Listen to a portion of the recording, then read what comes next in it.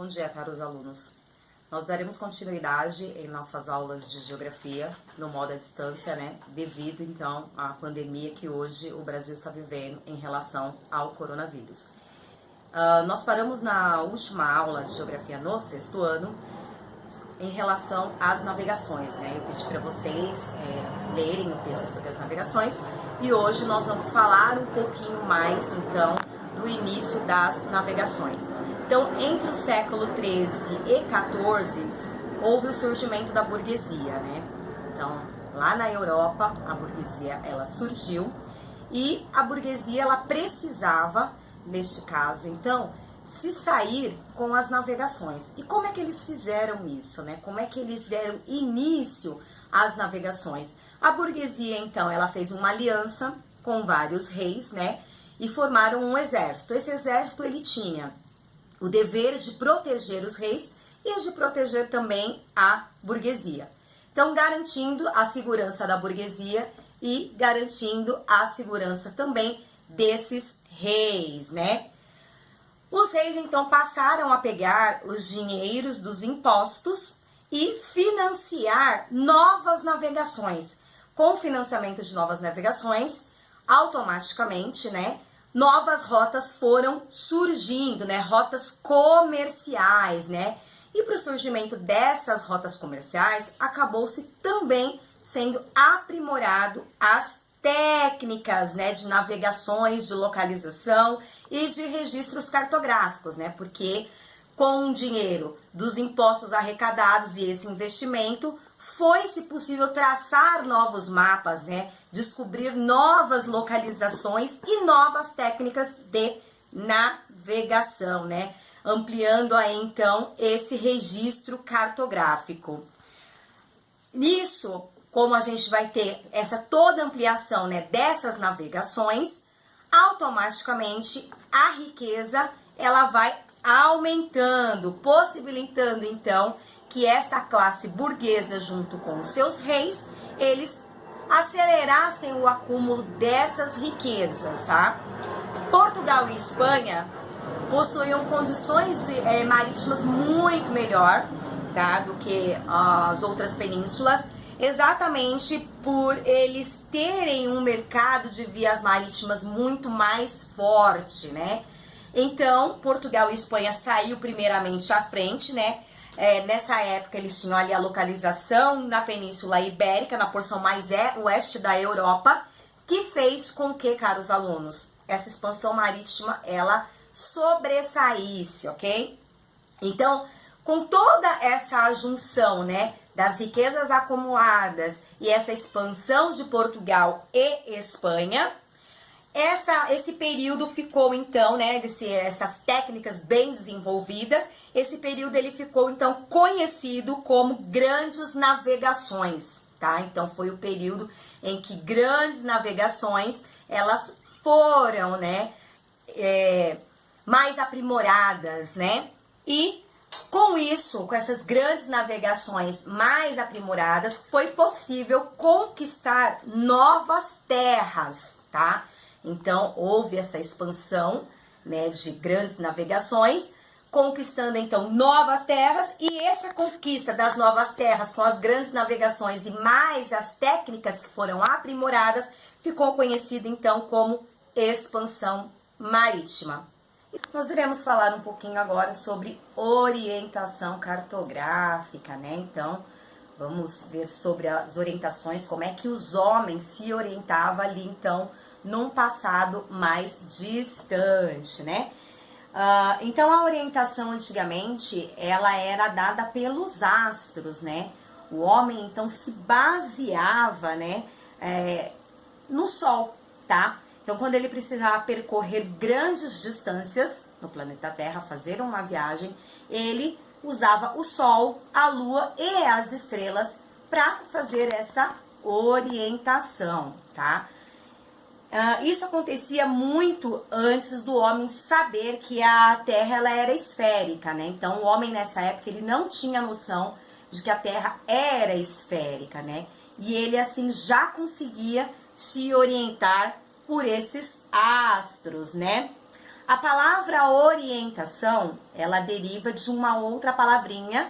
chamada Oriente, né? Que é exatamente aonde o Sol nasce. Né? Então, o Oriente é o nosso leste, né? Dentro da localização. O Sol sempre foi uma grande referência para os homens quando ele precisava saber aonde ele estava, né? O Oriente, chamado de leste, deu origem, então, aos outros pontos cardeais, né? Então, o primeiro ponto cardeal a receber o nome foi o Oriente, ele foi chamado de leste, e a partir daí, os outros pontos cardeais também receberam o seu nome, né? Então, foi com base no nascimento do Sol que os pontos cardeais surgiram, né? Os pontos cardeais que nós conhecemos hoje como norte, sul, leste e oeste, pois o pôr do sol, ele sempre vai nascer na mesma direção, ou seja, o pôr do sol, ele sempre nasce a leste e se põe a oeste. Então, se uma pessoa, quando ela entra num determinado país, por um exemplo, no sentido sul-norte, ele vai saber, então, aonde está posicionado o leste e o oeste, né, dos pontos cardeais.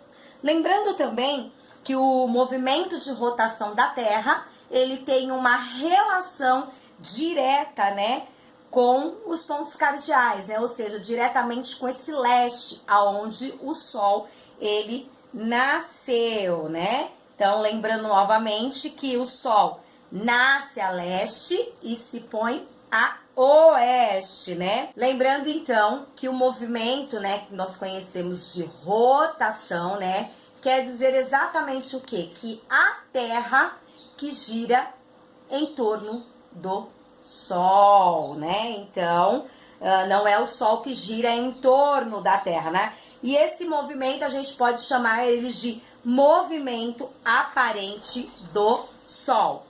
Em relação à Lua também sempre vai nascer a leste, da mesma forma que o Sol. O que varia é a hora do nascimento da Lua, né? Então, a Lua ela não nasce sempre no mesmo horário, né? Depende, então, da fase que ela se encontra, né? Então, aquelas fases que a gente ouve falar, né? Crescente, minguante, né? Lua cheia, essas fases que vão determinar o nascimento da Lua, tá? À medida que a Lua gira ao redor da Terra, ao longo do mês, ela passa por um ciclo de fases. Então, cada vez que ela gira, as fases da Lua, elas vão mudando, tá? E tem aproximadamente um ciclo de 29,5 dias, tá? Aristóteles acreditava, então, né, que ele tinha registrado, né, as explicações corretas sobre as fases da Lua, né? Então, os muitos antigos também baseavam-se na agricultura com as fases da Lua, né? E resultava-se também que os fatos que a Lua, ela não é um corpo luminoso, ou seja, ela não tem luz própria, né? Então, a Lua, ela não é igual ao Sol iluminado, né? A Lua não tem luz própria. Então, parte da Lua que está iluminada indica a direção do Sol. É por isso que nós temos o dia e a noite, quando aqui no Brasil é de dia, no Japão é de noite, por causa desse movimento que a Terra faz em relação ao Sol, tá? As estrelas também foram pontos de orientações, né, geográficas, né? Então, muitos navegantes e viajantes, eles também se orientavam pelas estrelas, né? Por um método natural, né? Várias civilizações, elas se orientavam pelas estrelas. Por um exemplo, se você estivesse no hemisfério norte, você poderia orientar-se pela constelação da Ursa Maior, né? Porque nós sabemos que no nosso universo, né, nós temos milhares de estrelas e essas estrelas, elas formam diversas constelações. E se você estivesse no hemisfério sul, você poderia avistar as Três Marias, que são 3 estrelinhas aí bem alinhadas e muito conhecidas na constelação de Órion.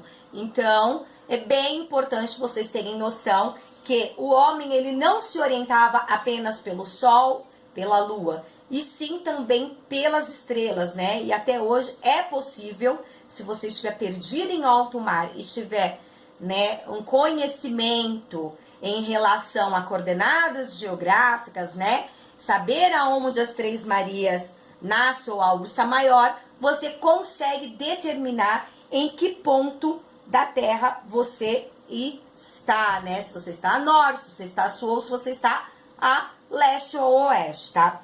A haste da cruz, ela aponta sempre para o sul das Três Marias, tá? Então, se você der as costas para ela, terá os outros pontos cardeais, assim como fez para se orientar pelo sol, tá? Então, sempre na orientação, né?